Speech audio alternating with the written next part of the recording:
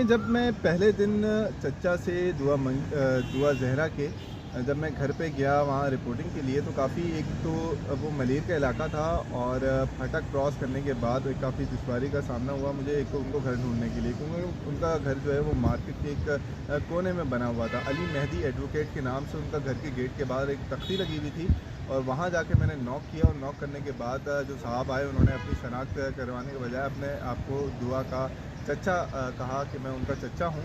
اور دعا کے حوالے سے جب میں نے ان سے کہا کہ آپ مائک پر بات کر لیں کہ آیا کہ اس کے ساتھ ہوا کیا ہے،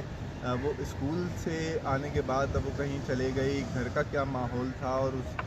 جو سوالات بنتے تھے کیونکہ ان کی جانب سے جو کیس رجسٹر کیا گیا تھا وہ ایک اغوا کا کیس تھا جو الفلاح تھانے میں درج کیا گیا تھا۔ میں نے جب ان سے بات کرنی چاہی تو ان کی جانب سے کہا گیا کہ ہم پولیس کو پہلے ایک موقع دینا چاہتے ہیں اور موقع دینے کے بعد جو ہے ہم دیکھیں گے کہ پولیس آیا کہ اس پہ کس طرح کام کرتی ہے۔ اگر پولیس کامیاب نہیں ہوئی تو ہم اپنا حق لینے کے لیے روڈ پہ آئیں گے اور میڈیا کو بھی انگیج کریں گے تاکہ ہماری بچی بازیاب ہو۔ جب میں ان چچا سے انگیج ہوتا رہا تو میں نے ان کو دعا کے حوالے سے تھوڑا سا جاننا چاہا کہ اس کی لائف اسٹائل کیسی تھی، گھر میں وہ ڈسٹرب تھی یا اغوا اگر ہوئی ہے تو آپ کو کسی پہ شک ہے، تو ان کی جانب سے یہ کہا گیا کہ ہمیں کسی پہ شک نہیں ہے۔ اور دعا ایک معصوم سی ایک بچی تھی جو 2020 میں جو ہے وہ اسکول جانے سے ہم نے ان کو منع کر دیا تھا کیونکہ وہ کرونا کی وجہ سے اسکول میں کافی کیونکہ آن لائن کلاسز بھی ہو رہی تھی اور ہمیں ڈر لگتا تھا کہ اس کو کہیں کرونا نہ ہو جائے کیونکہ وہ کافی حساس اور تھوڑی ڈرپوک بچی، انہوں نے کہا کہ ڈرپوک بچی تھی۔ یہ بھی کہا ساتھ ساتھ کہ وہ گلی میں ایک سے دو گھر پہ وہ جاتی تھی، اس کے علاوہ وہ کہیں باہر بھی نہیں جاتی تھی اور اگر گلی سے باہر بھی جاتی تھی تو وہ کسی نہ کسی شخص کو گھر کے فرد کو لے کر اپنے ساتھ وہاں سے جاتی تھی۔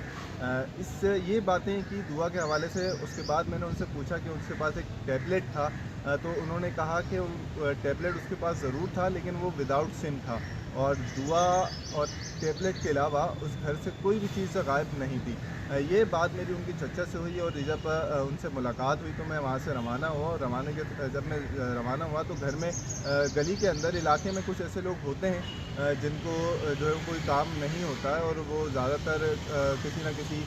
ٹو میں لگے رہتے ہیں، تو ایسے لوگوں کو میں نے ڈھونڈا وہاں پر، ان سے پوچھا کہ اس گھر کے اندر اور بچے ہیں یا کوئی اور ہے، تو ان کی جانب سے کہا گیا، علاقہ مکین کی جانب سے، ہاں ان کے گھر پہ اور بھی بچے ہیں جو اسکول جاتے ہیں اور ابھی بھی جا رہے ہیں۔ اور دعا کا اسکول نہ جانا اور ان کے گھر میں دیگر بچوں کا جانا ایک سوالیہ نشان تھا۔ تو یہ چیزیں ابہام پیدا کر رہی تھی رپورٹنگ کے دوران میرے کہ آیا کہ جب وہ ڈرپوک بچی تھی